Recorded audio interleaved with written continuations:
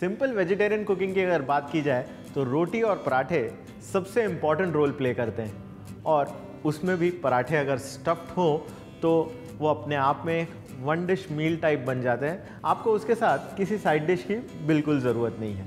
जी हाँ, मैं बात कर रहा हूँ स्टफ़्ड पराठों की। तो इसी तरह की एक स्टफ़्ड पराठे की रेसिपी बनाते हैं जो कि आई एम श्योर हर किसी ने खाई होगी। मैं बात कर रहा हूँ मूली के पराठे की।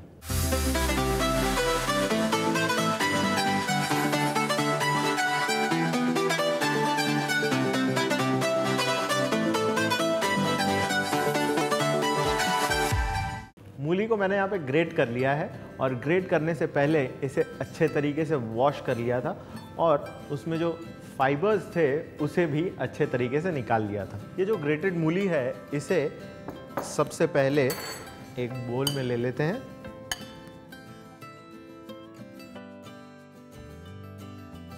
और बोल में लेके इसमें हम डालेंगे नमक।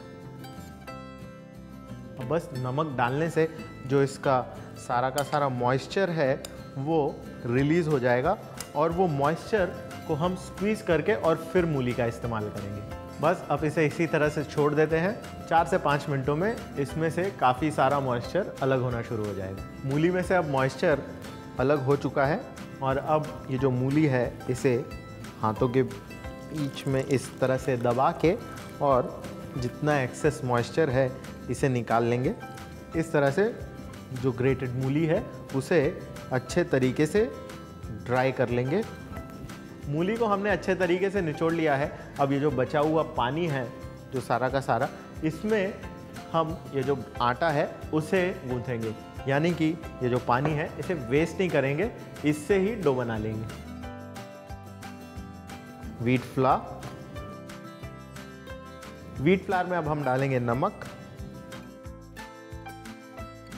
और खस्ता होने के लिए मेल्टेड घी। इन सारी चीज़ों को अब अच्छे तरीके से मिला लेते हैं और थोड़ा और पानी लेके इसका सॉफ्ट डो बना लेंगे, जिस तरह से हम नॉर्मल पराठे के लिए बनाते हैं। तो यहाँ पर मेरे पास ये डो रेडी रखा हुआ है, और इस डो को मैंने बना के थोड़ा सा रेस्ट भी कर लिया है। तो ये डो अब रेडी है, इससे हम पराठे बनाएंगे। लेकिन ये जो मूली है इसमें बाकी के और इंग्रेडिएंट्स डाल के इसे बढ़िया स्टफिंग बना लेते हैं। मूली में अब हम डालेंगे रेड चिली पाउडर, नमक, सूखा हुआ अनारदाना। अनारदाने के बाद हम इसमें डालेंगे अजवाइन,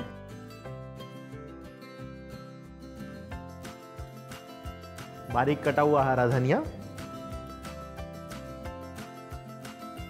और बारीक कटी हुई हरी मिर्च। इन सब चीज़ों को डालने के बाद अब हम इसमें डालेंगे थोड़ा सा और फ्लेवर एनहांसमेंट। है तो वैसे बड़ी सिंपल सी चीज़, लेकिन फ्लेवर बहुत एनहांस करेगी। ये है मूली के पत्ते, जिसे हमने बिल्कुल बारीक काट लिए हैं।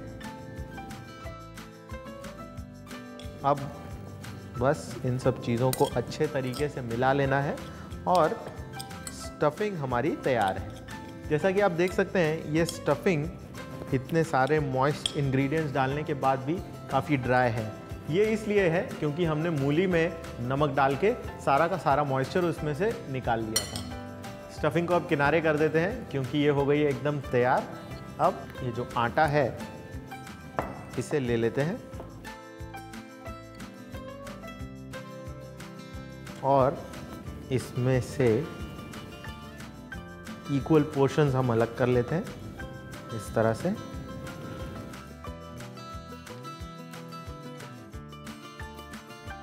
अब ये जो पेड़े काटे हैं इन्हें इवनली इस तरह से रोल कर लेते हैं और सूखा आटा लगा के, जैसे कि आप कोई नॉर्मल पराठा बनाते हैं उस तरह से बेल लेते हैं।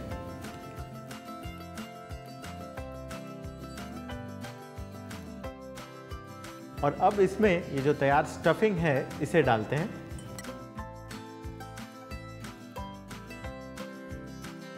अच्छे से, ताकि हर एक बाइट में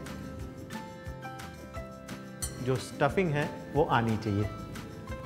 और अब इस तरह से सारे एजेस को इकट्ठा करके और ये हमने स्टफ़ कर लिया।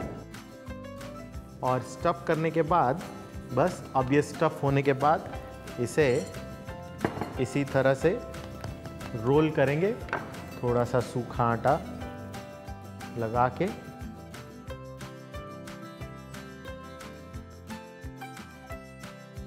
इसे बेलते समय थोड़ा जेंटली करें। चलिए पराठा तो बेल लिया, अब पैन पे इसे पका लेते हैं। अब ये जो पराठा है इसे पलट लेते हैं और पलटने के बाद इस पे हम घी लगा लेंगे।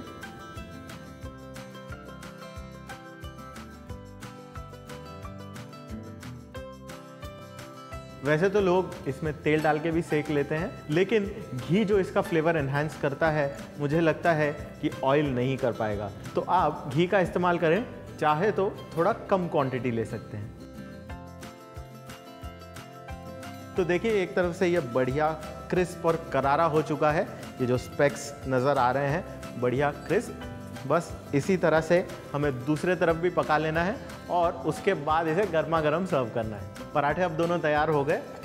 अब बस इन्हें गर्मा गर्म सर्व करना है।